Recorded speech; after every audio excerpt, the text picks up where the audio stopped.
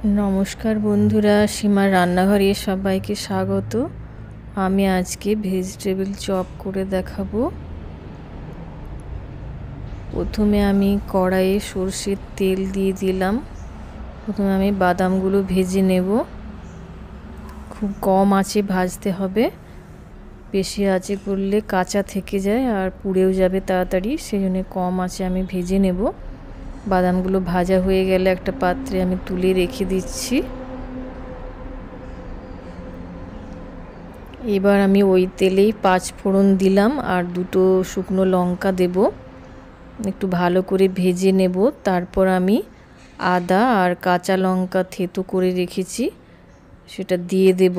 चपेर मशलाय आदा काँचा लंका यदि थेतो करे देওয়া হয় चपेर टेस्टटा आरो भालो হয় बाटार थेके। एरपर आमी काश्मीरी लंकार गुड़ो दिए दिलाम। तारपर आमी बीट गाजरगुलो ग्रेट करे रेखेछि। प्रथमे बीटटा दिए देब। बीटटा एकटु भेजे निये तारपरे गाजरटा देब।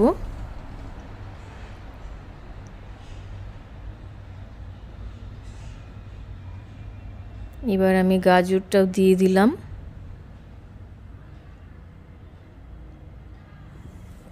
एकटु भेजे निये एबार आमी नुन दिए एकटु चापा दिए रेखे देब।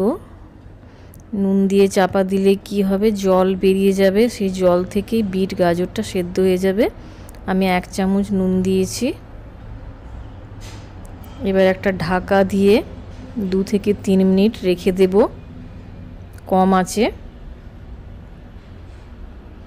एबार ढाका खुले देखे निচ্ছি। देखुन साइड थेके जल बेरिয়েছে, जले सेদ্ধ हये गेছে प्राय।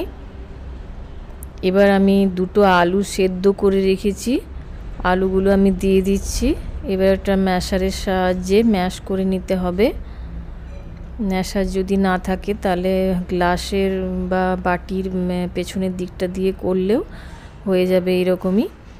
তো ম্যাশার দিয়ে ভালো করে ম্যাশ করে নেব।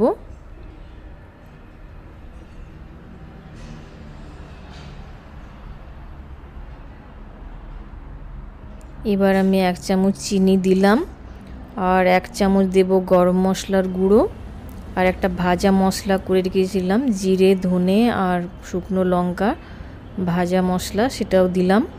এবার খুব ভালোভাবে মিশিয়ে নেব। বাদামগুলো দিয়ে দিলাম, ভাজা বাদামগুলো মিশিয়ে নিয়ে একটা পাত্রে আমি তুলে রেখে দেব ঠান্ডা হবার জন্য। এবার অন্যদিকে একটা পাত্রে আমি বিস্কুটের গুঁড়ো নিয়েছি আর একটাতে কর্নফ্লাওয়ার আর ময়দা গোলা করে নুন দিয়েছি ওটাতে রেখেছি। এবার আমি চপের আকারে তৈরি করে নেব। প্রথমে সবগুলো আমি বানিয়ে নেব।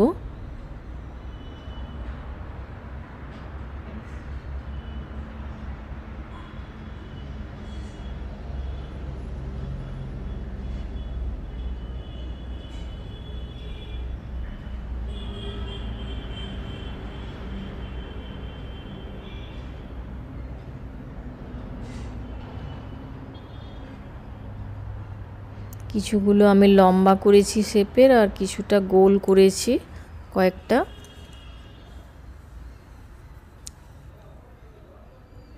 এরপর আমি কর্নফ্লাওয়ারের গোলাতে ডুবিয়ে নেব। তারপর আমি বিস্কুটের গুঁড়োতে আরেক হাত দিয়ে বিস্কুটের গুঁড়ো মাখাবো।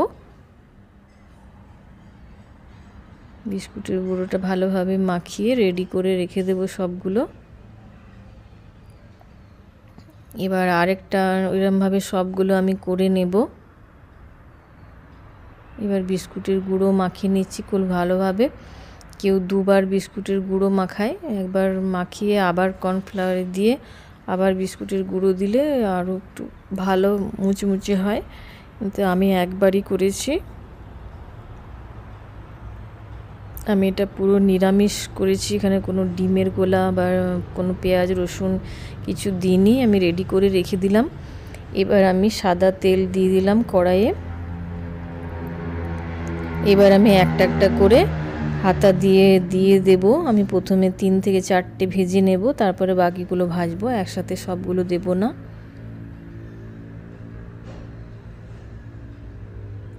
গোল্ডেন ব্রাউন কালার হয়ে গেলে আমি উঠিয়ে নেব। সবগুলো হয়ে গেছে। এবার আমি একটা পাত্রে তুলে নিচ্ছি।